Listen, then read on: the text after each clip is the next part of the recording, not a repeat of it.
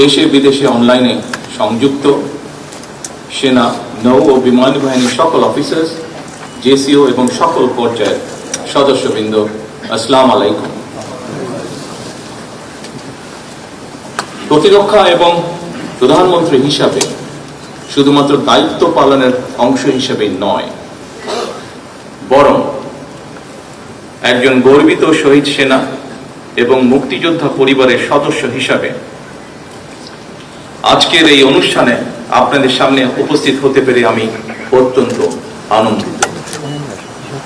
আজকের এই ধরনের অনুষ্ঠান এবং এই প্রতিবেশ আমার কাছে নতুন নয়, বরং এই ধরনের অনুষ্ঠান দেখতে দেখতেই আমি বড় হয়ে উঠেছি। সুতরাং আজকের এই অনুষ্ঠানে এসে স্বাভাবিকভাবেই আমি কিছুটা নস্টালজিক। উপস্থিত সশস্ত্র বাহিনীর অফিসার্স এবং সৈনিকবৃন্দ, আমার শৈশব কৈশোরের স্মৃতির অনেকখানি দখল করে রয়েছে সশস্ত্র বাহিনীর কঠোর নিয়মানুবর্তিতা এবং দায়িত্বশীলতা। কুচকাওয়াজের শব্দ আর বিউগলের সুর আমার অতি পরিচিত। সেনা পরিবেশেই আমি আমার পিতা, মাতা এবং আমার একমাত্র ছোট ভাইয়ের সঙ্গে বেড়ে উঠেছি।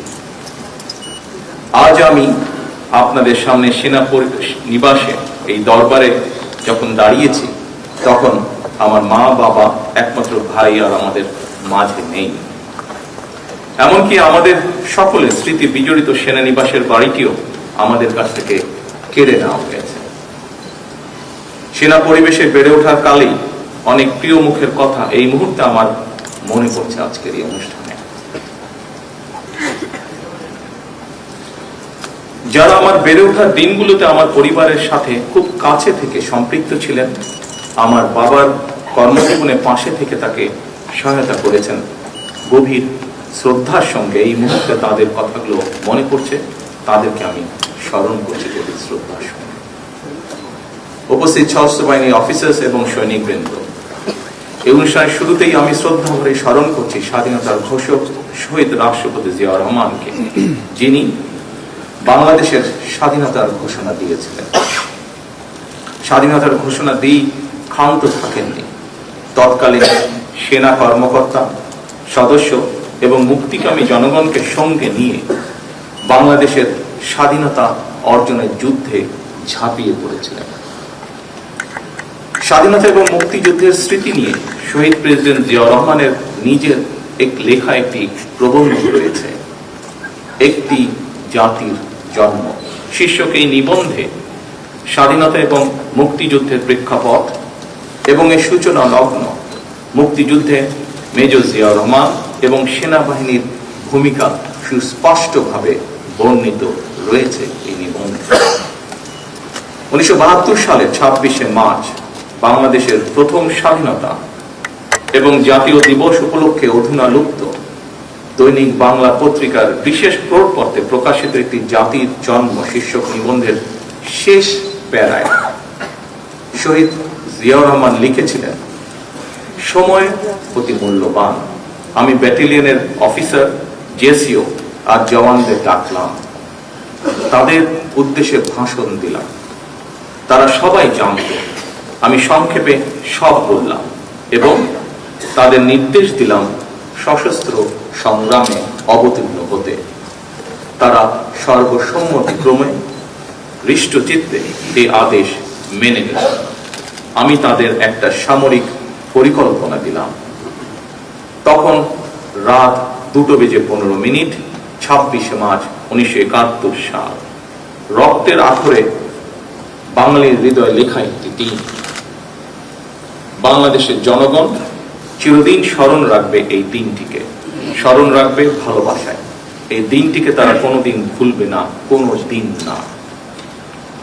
স্বাধীনতার ঘোষকের লেখা একটি জাতির জন্ম নিমন্ত্রণটি আবারও 1974 সালের তৎকালীন সাপ্তাহিক বিচিত্রায় হুবহু প্রকাশিত হয়েছিল।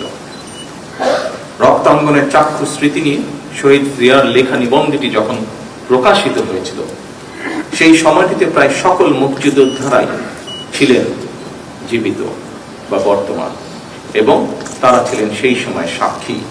আমি মনে করি স্বাধীনতার ঘোষকের লেখা একটি জাতির জন্ম আমাদের স্বাধীনতা এবং মুক্তিযুদ্ধের ইতিহাসে এক অনন্য দলিল।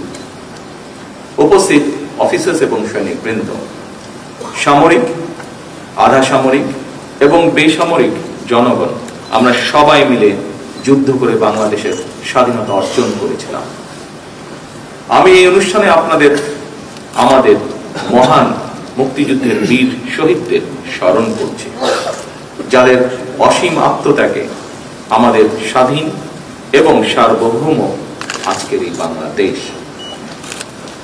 দেশের স্বাধীনতা অর্জনের পরও বিভিন্ন সময় দেশের স্বার্থ বিরোধী তৎপরতা মোকাবেলা কিংবা বিদেশের মাটিতে দেশ এবং দেশের সশস্ত্র বাহিনীর গৌরব এবং মর্যাদা সমুন্নত রাখতে গিয়ে সশস্ত্র বাহিনীর যারা জীবন দিয়েছেন, যার মধ্যে পার্বত্য চট্টগ্রামে 217 জন এবং জাতিসংঘ শান্তিরক্ষা মিশনে গিয়ে এ পর্যন্ত 151 জন জীবন উৎসর্গ করেছেন, অনেকে হয়েছেন আহত।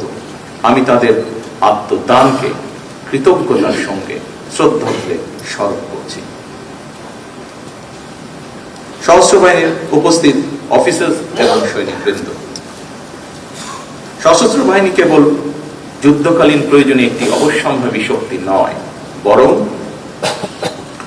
দেশের স্বাধীনতা সার্বভৌমত্ব রক্ষার অতন্দ্র প্রহরী হিসাবে ভূমিকা রাখার পাশাপাশি যে কোনো প্রাকৃতিক দুর্যোগ মোকাবেলা এবং রাষ্ট্রীয় সীমানার বাইরে জাতিসংঘ শান্তিরক্ষা মিশনের সদস্য হয়ে মুক্তিযুদ্ধ বিধ্বস্ত দেশের শান্তি প্রতিষ্ঠায় বাংলাদেশের সশস্ত্র বাহিনীর ভূমিকা বিশ্ব স্বীকৃত। 1971 সালে দেশের স্বাধীনতা অর্জনের যুদ্ধ, 1975 সালে 7ই নভেম্বরের সিপাহী জনতার ঐতিহাসিক বিপ্লব কিংবা 90-এর স্বৈরাচার বিরোধী আন্দোলনে সশস্ত্র বাহিনীর ভূমিকা দেশের স্বাধীনতা প্রিয় জনগণের কাছে ছিল অনুপ্রেরণার উৎস। 2009 সালে বিডিআর পিলখানায় পরিকল্পিত সেনা হত্যাযজ্ঞ চালিয়ে সেনাবাহিনীকে দুর্বল করে দেওয়া হয়েছিল। এরপর দীর্ঘ 1.5 দশকের শাসন শোষণের সময় দেশের সশস্ত্র বাহিনীকে বিতর্কিত করার অপচেষ্টাও চালানো হয়। 2024 সালে দেশ এবং জনগণের স্বাধীনতা রক্ষার যুদ্ধে সশস্ত্র বাহিনীর ভূমিকা দেশের স্বাধীনতা প্রিয় জনগণকে আশান্বিত করেছে। 2024 সালের 5ই আগস্ট পরবর্তী অস্থির সময় এবং দৃশ্যমান প্রশাসনিক অচলাবস্থাতেও সশস্ত্র বাহিনী অসাধারণ ভূমিকা পালন করেছে। এমনকি অন্তর্বর্তীকালীন সরকারের পুরো সময়টিতে আইন শৃঙ্খলা রক্ষা থেকে শুরু করে দেশের শিল্প অঞ্চল, নগর বন্দর এবং স্থবির হয়ে পড়া অর্থনৈতিক চাকা সচল রাখার ক্ষেত্রেও সশস্ত্র বাহিনীর ভূমিকা ছিল ইতিবাচক। গত 12ই ফেব্রুয়ারি মাসে অনুষ্ঠিত অবাধ, নিরপেক্ষ এবং গ্রহণযোগ্য নির্বাচন সম্পন্ন করার ক্ষেত্রে অন্তর্বর্তীকালীন সরকারের প্রতি সশস্ত্র বাহিনীর সহায়তা ছিল দেশ ও জনগণ এবং গণতান্ত্রিক বিধিবিধানের প্রতি সশস্ত্র বাহিনীর আস্থা ও বিশ্বাসেরই প্রতিফলন। উপস্থিত অফিসার্স এবং সৈনিকবৃন্দ, দীর্ঘ 18 বছর পর গত 26শে মার্চ নির্বাচন পরবর্তী গণতান্ত্রিক বাংলাদেশের 55তম স্বাধীনতা এবং জাতীয় দিবসে সাড়ম্বরে অনুষ্ঠিত হল রাষ্ট্রীয় কুচকাওয়াজ। অত্যন্ত সুশৃঙ্খল, পরিপাটি ও নজর কাড়া প্যারেড এবং প্রদর্শনীর জন্য আমি আপনাদেরকে বিশেষভাবে ধন্যবাদ জানাতে চাই। শৃঙ্খলা ও পেশাদারিত্বের এই অনন্য বহিঃপ্রকাশ কেবল সশস্ত্র বাহিনীর গৌরবে বৃদ্ধি করেনি, বরং দেশবাসীর সামনে দেশপ্রেমে উজ্জীবিত সুসংগঠিত সশস্ত্র বাহিনীর সাহসী প্রতিচ্ছবি তুলে ধরেছে, যা দেশবাসীকে করেছে গর্বিত। উপস্থিত অফিসার্স এবং সৈনিকবৃন্দ, স্বাধীনতার ঘোষক সাবেক সেনাপ্রধান শহীদ প্রেসিডেন্ট জিয়াউর রহমান, সাবেক প্রধানমন্ত্রী দেশনেত্রী মরহুমা খালেদা জিয়া বিশ্বাস করতেন এবং বর্তমান সরকার বিশ্বাস করে বাংলাদেশের ধর্মীয় ও সামাজিক মূল্যবোধে উজ্জীবিত দেশের জাতীয়তাবাদী শক্তি এবং সশস্ত্র বাহিনী যদি শক্তিমান এবং ঐক্যবদ্ধ থাকে, তাহলে বাংলাদেশকে কেউ কখনো পরাভূত করতে পারবে না। সশস্ত্র বাহিনীর আধুনিকায়নে স্বাধীনতার ঘোষক শহীদ রাষ্ট্রপতি জিয়াউর রহমান কিংবা সাবেক প্রধানমন্ত্রী ভূমিকা, দেশনেত্রী খালেদা জিয়ার ভূমিকা এবং গৃহীত পদক্ষেপ সম্পর্কে আপনারা সবাই কম বেশি অবগত আছেন। স্বাধীনতা পরবর্তী বাংলাদেশে বিশেষ করে সেনাবাহিনীর চরম অস্থিরতা, বিশৃঙ্খলা এবং চেইন অফ কমান্ডের চরম অবনতিতে সাবেক সেনাপ্রধান শহীদ জিয়াউর রহমানের দৃঢ় নেতৃত্বে সশস্ত্র বাহিনীকে পুনর্গঠিত করা হয়। সশস্ত্র বাহিনীতে শৃঙ্খলা পুনঃপ্রতিষ্ঠিত করা হয়। সেনাবাহিনী পুনর্গঠনের অংশ হিসাবে ভূ রাজনৈতিক বাস্তবতা বিবেচনায় শহীদ প্রেসিডেন্ট জিয়াউর রহমান পৃথক 5টি পদাতিক ব্রিগেডকে রূপান্তর করে 5টি পূর্ণাঙ্গ পদাতিক ডিভিশন গঠন করেন। পরবর্তীতে 6ষ্ঠ ডিভিশনের ভিত্তি স্থাপন করেন। তারই পরিকল্পনায় বাংলাদেশ সেনাবাহিনীকে ব্রিগেড কাঠামো থেকে ডিভিশনাল কাঠামোতে উন্নীত করা হয়। একটি স্বাধীন রাষ্ট্রের জন্য জাতীয় প্রতিরক্ষা নীতি অপরিহার্য। এই বাস্তবতা উপলব্ধি করে শহীদ জিয়াউর রহমান আভ্যন্তরীণ স্থিতিশীলতা ও বৈদেশিক ভারসাম্যের মধ্যে সেতুবন্ধন তৈরির লক্ষ্যে প্রথমবারের মতো সুনির্দিষ্টভাবে দেশের প্রতিরক্ষা নীতি প্রণয়ন করেন। যুদ্ধকালীন সময় 1971 সালে 21শে নভেম্বর সমন্বিত আক্রমণকে তিনি বাংলাদেশের প্রথম যৌথ যুদ্ধের মডেল হিসেবে স্বীকৃতি দিয়ে আধুনিক রণকৌশলের ভিত্তি মজবুত করেছিলেন। তিনি সশস্ত্র বাহিনীকে কেবল একটি সামরিক শক্তি হিসেবেই দেখেননি, বরং একে নৈতিক শক্তি এবং জনগণের প্রতি ভালোবাসার এক অনন্য মাত্রায় উন্নীত করেছিলেন। সামরিক শিক্ষা ও প্রাতিষ্ঠানিক উন্নয়নে শহীদ জিয়ার অবদান অনন্য। তারই হাত ধরে 1977 সালে প্রতিষ্ঠিত হয় defence service command and staff college. এছাড়া উন্নত সামরিক প্রশিক্ষণের জন্য স্কুল অফ ইনফেন্ট্রি অ্যান্ড ট্যাকটিক্সকে সিলেটে স্থানান্তর এবং আধুনিকায়ন করা হয়। পাশাপাশি তিনি প্রতিরক্ষা শিল্পের বিকাশ এবং গোয়েন্দা কাঠামোর পুনর্গঠন করেন। নৌবাহিনী সক্ষমতা বৃদ্ধির জন্য তিনি 1978 সালে যুক্তরাজ্য হতে অ্যান্টি এয়ারক্রাফট সক্ষমতা সম্পন্ন ফ্রিগেট বাংলাদেশ নৌবাহিনী জাহাজ আলী হায়দার এবং 1980 সালে 4টি পেট্রোল ক্রাফট অন্তর্ভুক্ত করেন।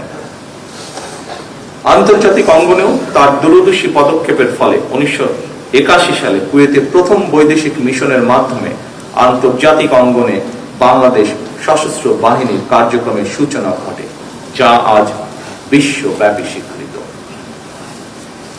শহীদ রাষ্ট্রপতি জিয়াউর রহমান উপলব্ধি করেছিলেন যে একটি ছোট অর্থনীতি এবং সীমিত সামরিক সম্পদের রাষ্ট্র হিসেবে বাংলাদেশ কেবল প্রচলিত সামরিক শক্তির উপর নির্ভর করে টিকে থাকতে পারবে না।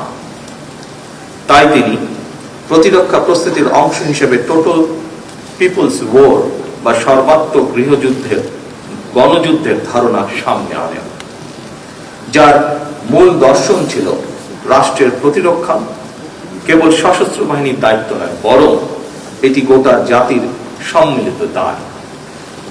তার এই দর্শন 3টি ভিত্তির উপর প্রতিষ্ঠিত: জনগণের সচেতনতা ও অংশগ্রহণ, একটি পেশাদার ও দক্ষ সশস্ত্র বাহিনী এবং একটি স্বনির্ভর প্রতিরক্ষা শিল্প। তিনি কেবল একটি সামরিক বাহিনী গড়ে তোলেননি, বরং একটি আত্মমর্যাদাশীল, শক্তিশালী এবং গণমুখী রাষ্ট্রের ভিত্তি স্থাপন করেছিলেন। উপস্থিত অফিসার্স এবং সৈনিকবৃন্দ, সশস্ত্র বাহিনীর আধুনিকরণে শহীদ জিয়া অনুসৃত নীতি পদ্ধতি খালেদা জিয়ার সরকারও অব্যাহত রেখেছিলেন। বেগম খালেদা জিয়ার নেতৃত্বে বিএনপি সরকার 1991 সাল থেকে 1996 সাল এবং 2001 সাল থেকে 2006 সময়কালে আমাদের সশস্ত্র বাহিনীর শক্তি, দক্ষতা এবং সক্ষমতা বৃদ্ধির জন্য গ্রহণ করা হয় নানামুখী পদক্ষেপ। 1991 সালে বিএনপি সরকার দায়িত্ব নেবার পর আর্ম ফোর্সেস ডিভিশন পুনর্গঠন করে তিন বাহিনীর মধ্যে সমন্বিত ভূমিকার পথ প্রশস্ত করা হয়।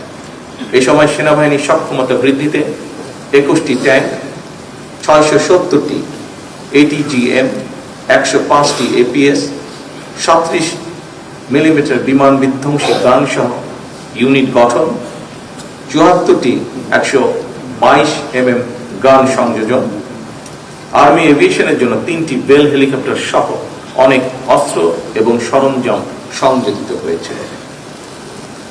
নৌবাহিনীর সক্ষমতা বৃদ্ধির জন্য 1992 সালে 4টি মিসাইল বোট, 1994 সালে 4টি মাইন সুইপিং জাহাজ, 2002 সালে বাংলাদেশ নৌবাহিনী জাহাজ সালাম ও অগ্রদূত, 2003-4 সালে 5টি OPV, 2টি পেট্রোল ক্রাফট, 2টি টাগবোট সংযোজিত হয়। ত্রিমাত্রিক নৌবাহিনী গড়ে তোলার লক্ষ্যে 2003 সালে 4টি সাবমেরিনের সমন্বয় সাবমেরিন স্কোয়াড গঠনের নীতিগত অনুমোদন হয়, যার ধারাবাহিকতায় 2017 সালে 2টি সাবমেরিন নৌবহরে সংযুক্ত হয়েছে। যুদ্ধ জাহাজ ও টহল সক্ষমতা বৃদ্ধি, উপকূলীয় নজরদারি এবং সামগ্রিক নিরাপত্তা ব্যবস্থা উন্নয়ন এবং আন্তর্জাতিক সহযোগিতা সম্প্রসারণের মাধ্যমে বাংলাদেশের নৌবাহিনীকেও আরো শক্তিশালী ও কার্যকর বাহিনী হিসাবে গড়ে তোলা হয়েছিল। বিমান বাহিনীর শক্তি বৃদ্ধির জন্য 1991 থেকে 96 সাল এবং 2001 থেকে 2006 সালের মধ্যে 15টি MI 17 হেলিকপ্টার, 22টি F-6 যুদ্ধ বিমান, 8টি L-39ZA যুদ্ধ বিমান, 12টি T-37B যুদ্ধ বিমান, একটি N-32 পরিবহন বিমান এবং 26টি PT-6 প্রাইমারি প্রশিক্ষণ বিমান ক্রয় করা হয়েছিল। একই সাথে বগুড়া ও মৌলভীবাজার রাডার ইউনিটের মাধ্যমে বিমান বাহিনীর রাডার নেটওয়ার্ককে করা হয়েছিল শক্তিশালী। 101 বিশেষ ফ্লাইং ইউনিট স্থাপন করা হয়েছিল, যার মাধ্যমে আকাশ সীমা পর্যবেক্ষণ ও প্রতিরক্ষা ব্যবস্থাকে করা হয়েছিল আরো শক্তিশালী। এই সমস্ত পদক্ষেপের ফলে বাংলাদেশ বিমান বাহিনী ধীরে ধীরে আরো শক্তিশালী, কার্যকর এবং জাতীয় নিরাপত্তার জন্য অপরিহার্য বাহিনী হিসেবে আত্মপ্রকাশ করেছে। উপস্থিত সশস্ত্র বাহিনীর অফিসার্স এবং সৈনিকবৃন্দ, আপনারা অবশ্যই অবগত আছেন সশস্ত্র বাহিনীকে মডার্নাইজ করার জন্য ফোর্সেস গোলের প্রাথমিক ধারণা ও কাজ 2003 সালের থেকে বেগম খালেদা জিয়ার সময় থেকেই শুরু হয়েছে। আধুনিক প্রযুক্তি নির্ভর এবং দক্ষতা বৃদ্ধির জন্য সশস্ত্র বাহিনীর সদস্যদের উন্নত প্রশিক্ষণ, সেনা সদস্যদের কল্যাণমূলক উদ্যোগ এবং নতুন ও উন্নত অস্ত্র সংযোজনের মাধ্যমে বাহিনী সমূহের সাংগঠনিক কাঠামো পুনঃসংগঠিত করা হয়েছিল। একই ধারাবাহিকতায় 2002 সালের 10ই জানুয়ারি প্রথমবারের মতো military institute of science and technology MIST সম্প্রসারণ করে বেসামরিক শিক্ষার্থীদের জন্য ভর্তির দ্বার উন্মুক্ত করা হয়েছিল। পাশাপাশি ক্যান্টনমেন্ট পাবলিক স্কুল সমূহের প্রসার, ফেনী ও জয়পুরহাট গার্লস ক্যাডেট কলেজ স্থাপন সহ অন্যান্য ক্যাডেট কলেজগুলো সমূহের সংস্করণ ও মডার্নাইজেশনের উদ্যোগ গ্রহণ করা হয়েছিল, যা শুধু সশস্ত্র বাহিনীর সাংগঠনিক শক্তি বৃদ্ধি নয়, বরং একটি জ্ঞানভিত্তিক, প্রযুক্তিমুখী, পেশাদার এবং সুসংগঠিত বাহিনী হিসাবে বাংলাদেশের গুরুত্বপূর্ণ ভূমিকা রেখেছে। জাতিসংঘ শান্তিরক্ষা মিশনে বাংলাদেশের অংশগ্রহণকে বিএনপি সরকার এক নতুন উচ্চতায় নিয়ে গিয়েছিল। কুয়েত, হাইতি, রুয়ান্ডা ও অ্যাঙ্গোলা সহ বিভিন্ন মিশনে সশস্ত্র বাহিনী তথা আপনাদের অভাবনীয় সাফল্য আজ বিশ্বজুড়ে বাংলাদেশের ভাবমূর্তিকে করেছে উজ্জ্বল। এছাড়াও বেগম খালেদা জিয়া সেনা সদস্যদের কল্যাণে প্রতিটি সেনানিবাসে আবাসন উন্নয়ন ও সিএমএইচের আধুনিকরণকে সর্বোচ্চ গুরুত্ব দিয়েছিলেন। সশস্ত্র বাহিনীর স্বাধীনতা সার্বভৌমত্ব রক্ষার অত্যন্ত প্রহরী, এটি মরহুমা খালেদা জিয়া মনে প্রাণে বিশ্বাস করতেন। আর সে কারণেই আমরা দেখেছি, দেশবাসী দেখেছে, 2025 সালের 21শে নভেম্বর প্রচন্ড অসুস্থতা সত্ত্বেও জীবনের ঝুঁকি নিয়ে হুইল চেয়ারে করে তিনি সেনানিবাসে উপস্থিত হয়েছিলেন। তার সেদিন সেনানিবাস থেকে ফিরে যাওয়ার পরে একদিন পরেই তিনি হসপিটালে অ্যাডমিট হয়েছিলেন এবং সেখান থেকে তিনি আর ফিরে আসেন। এবং এটি ছিল তার জীবনের সর্বশেষ অনুষ্ঠান। এর মাধ্যমে সশস্ত্র বাহিনী এবং প্রিয় বাংলাদেশের প্রতি বেগম খালেদা জিয়ার নিখাদ ভালোবাসা প্রতিফলিত হয়ে উঠেছিল।